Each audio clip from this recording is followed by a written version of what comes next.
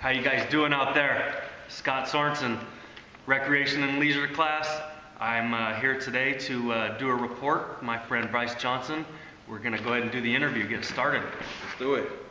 So Scott, what makes you choose to speak about this kind of issue? Well, I chose to speak about this issue basically on the fact that it hits home. I have a 3-year-old son in the year 2030. He'll be about 22. And childhood obesity is running rampant nowadays. I chose to talk about it so I could educate myself and educate others at the same time.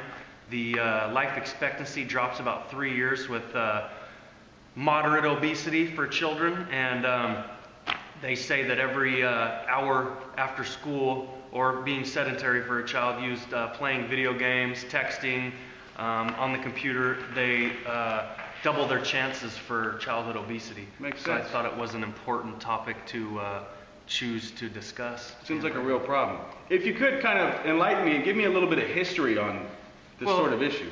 This issue has many different approaches to the history. I chose to go about the history of gaming consoles to give us a little look back into the past on how gaming came about. And the first gaming console that came about isn't the Atari like you would think it is. Wow, yeah, I used to love the Atari, the old joystick and the button. Who didn't, right, Bryce? Right. Well, it's actually the Magnavox Odyssey, and they were the first. They beat Atari out to the game console, and that came out in 1972. Oh, wow. Then up next was the Atari. They came out with the Pong, released in 1975. Great game. And then the classic Atari that we're all used to, 1977, the Atari VCS 2600. I had one of those. Yeah, didn't we all?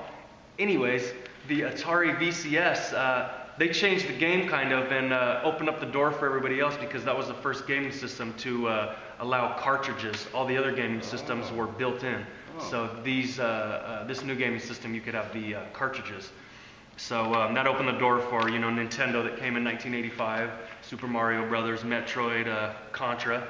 Gotcha. A, B, up, down, select right, start, 30-man code. Nice. For Contra, I remember. Good. I enjoyed it. Up, down, left, right, A, B, A, B. Yep. Cool. And then one more, we had Sega, came in 1991, and then the company that changed it all, that changed everything for what we're doing now is Sony PlayStation that came in 1995. Oh, okay. Yeah. Gotcha. A little bit of history. No on the Nintendo games. in there, huh? Nintendo. There was a Nintendo in 1985. I'm sorry, you already touched on that. I did touch on Nintendo. I apologize. So, with this epidemic, what is currently being done to kind of combat this a little bit, you might say? I'd say right now, with the research that I've done, I didn't find too much that is being done as of now to combat this. I mean, the gaming systems are being pumped out, smartphones are being pumped out, social networkings are coming out, there's no restrictions, no age. I take that back. There is age restrictions on video games, but that's more for graphic content. More for graphic content. Not for obesity. Nothing really for obesity. I think, the NFL does something during their commercials where they say play 60. I think that, focuses on childhood obesity and is kind of geared towards children to get outside and play. But, when it comes to gaming and things like that, there isn't much being done at this point. I understand. And you have games like the Wii and other games that are trying to make things more physical. Yeah. But still, a lot of kids lean towards those games of sitting on the couch. Exactly. Right. So, that being said, what would be your predictions by the year 2030? My predictions by the year 2030 look very bleak, Bryce.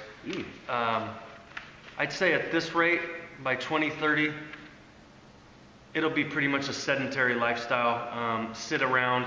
Maybe everything that we've talked about, social networks, texting, smartphones, games, all of these things will be wrapped up in one big program where you can just sit there, enjoy life in your house, and pretty much take the social aspect out of life as we know it.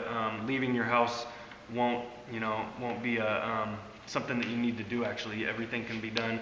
I actually think maybe even love connections will be had through computers of some sort. Right. I mean, there's dating now, but I think video games like The Sims, things like this are just going to get more advanced as 2030 comes. That's 18 years away, and just think about the technological advances that have happened in the last 18 years.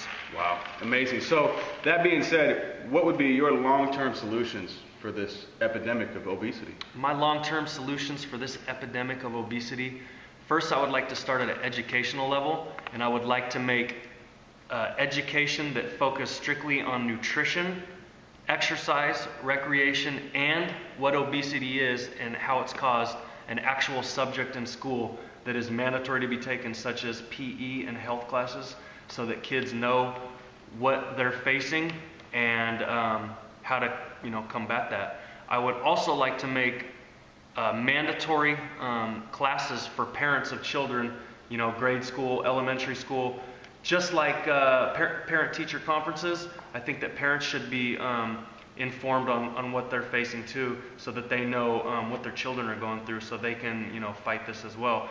They need to be informed on what's going on so that they know the situation at hand. And I also think at a state level or a governmental level that they need to think about putting an age restriction on gaming systems and video games in general, like as if they were considered like smoking. They say that gaming systems and texting and smartphones have the same addictive qualities as cigarettes. So why not make it age 18? Children can't play that. They need to focus strictly on studying, recreation, and being outside and getting the type of play that they need in order to grow and not become unhealthy children. Wow. Amazing stuff. Good stuff. Amazing. Thanks for tuning in. You heard it here first. Don't let it happen to you.